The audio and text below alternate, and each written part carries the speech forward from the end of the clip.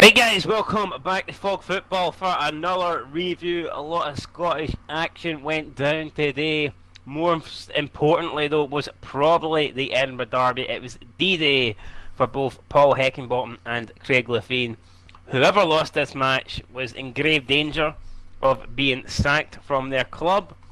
And in the end it looks like it might be Paul Heckingbottom that wins that award because I think he could be gone by the end of the night as Hibs fell to a 2-1 home defeat at Easter Road to Hearts, a team that hadn't won in their previous 14 league games, so it doesn't really spell good for Paul Heckingbottom or his side. As for Hearts, I mean, it's a win, but it's not like they've went from, bottom of the table to challenging at the top now. They're still crap. They're still probably going to be in the relegation battle this season, and all this does is buy Craig Levein some time, in my honest opinion.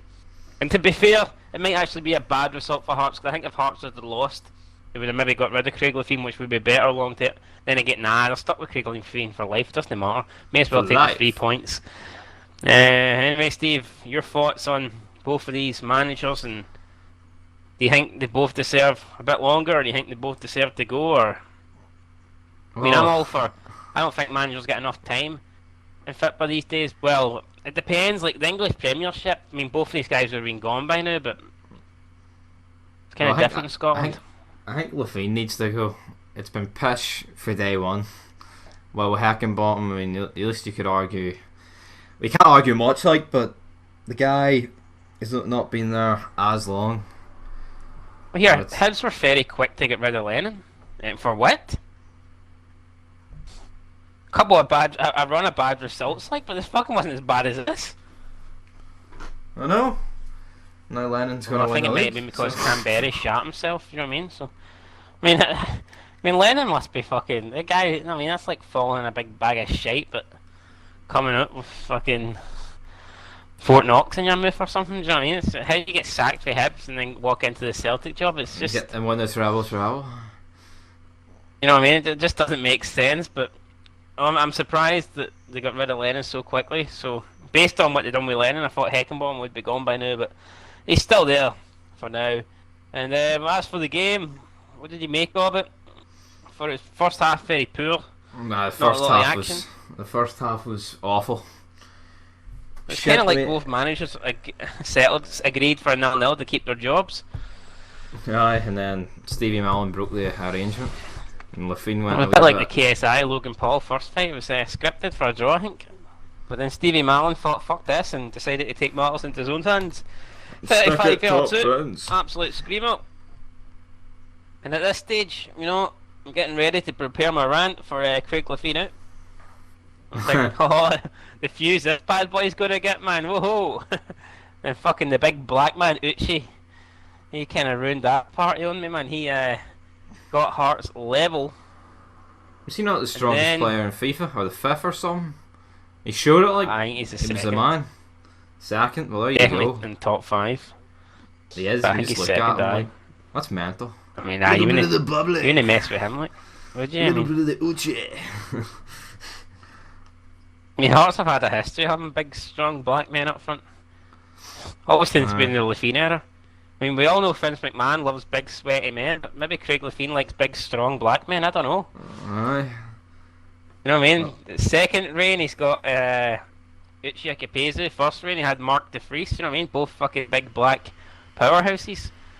He loves them, Maro. He loves them. And he equalised. Decent goal. And then late on, it was Hickey. Relatively hit on.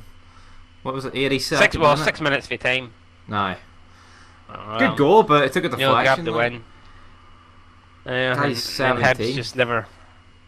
Aye. Well, that was it for Hibs. Really couldn't get back in the game. Not a lot of time score, left. But it was. I can't remember who did it, but someone punched the ball out of Pierre's hands and went in the back of the net. See if that counted. Like shame. I mean, that would have been funny. Like, but obviously, not normally the Edinburgh Derby. It's people getting punches, but today we had to settle for the ball being punched, and that was it. So 2-1. Final thoughts on the game, Steve. The first half was shit, but I mean the second half made up for it. Second half was good. Can't deny that. Better than watching any Premier League game, like, put it that way. Fucking West Ham. So good atmosphere. Well, good derby. I don't know. I mean, people can slag Scottish football they want. I'd much rather watch a Scottish football game than an English Premiership game. I think this win buys Craig Levein a bit of time. I think this seals Paul Heckingbottom's fate. Don't know whether he'll be sacked tonight, but I think this will be his last. I think this will be his last game in charge of Hibs. This was Paddy's last game in charge of his Instagram account. He is officially leaving. So I was going to give him a shout out and tell you to go and follow him, but to be honest, I think he's had enough of Hibs, and this defeat probably might send him over the edge. So if he isn't attacked by the Asian gang in Edinburgh, then I'm pretty sure he'll finish the job by himself. But anyway, moving on to the other results around Scotland today. It was in the end a comfortable win for Rangers, but for long periods of the game it looked like they were going to struggle against St Johnstone. Nah, the first half, like, but then they just went, hold on, we beat Feyenoord, we can beat these fucking jobbers, and they did. And Defoe does what he does St best. Johnstone had no answer. Another pish, like. I mean, I'm thinking that maybe Rangers should have, cashed out in Morales, took the money while it was there, while they had Defoe. Because, I mean, Defoe I think is going to be good for another couple of years. And, maybe. But if Rangers hold on to Morales for another year or two, I mean, Defoe's getting older. I don't know, it's just if Rangers really were getting offered like 20 plus million for Morales, then it might have seemed like a good idea to sell him and invest that money. The guy, he's great. I get your point, like. No, yes, great, aye. But he's always good for a red card and some fuse as well, do you know what I mean? Talking points. Exactly, I mean. Fair play to him. Alfredo in. If Alfredo in, Heckingbottom out. And in the last game, it was Celtic against Kilmarnock, and Kilmarnock surprisingly took the lead in this game. And I don't know, maybe before there was an Alessio upset on the cards here, but I they weren't in front for long. Celtic fired back. Kilmarnock did miss a penalty though to make the game close late on, and unfortunately couldn't take it.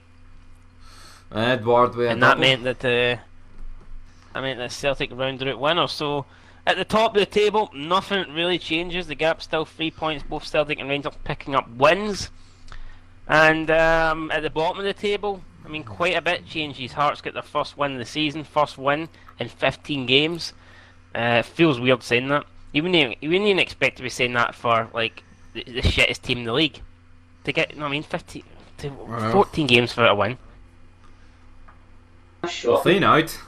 Who gives a shit about the taste? Push.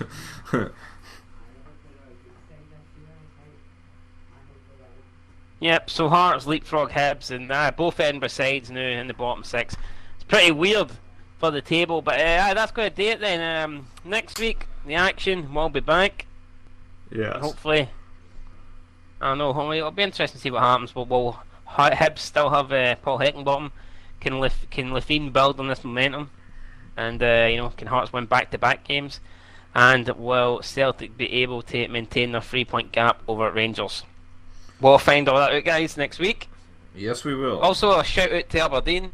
Played pish, but they got the 3 points in the bag. And a lot of people still want McGinn's out, but I mean, it could be worse. Look at how the Edinburgh clubs are doing. Maybe Aberdeen fans should maybe they should just be grateful and settle for third. You know what I mean? Because they could be a lot lower. But anyway, guys, that's it from Folk Football here. Lots of games in the Scottish Premiership this Sunday, and there were good games as well. Lots of goals. That's what we like to see. But anyway, till next time. Peace.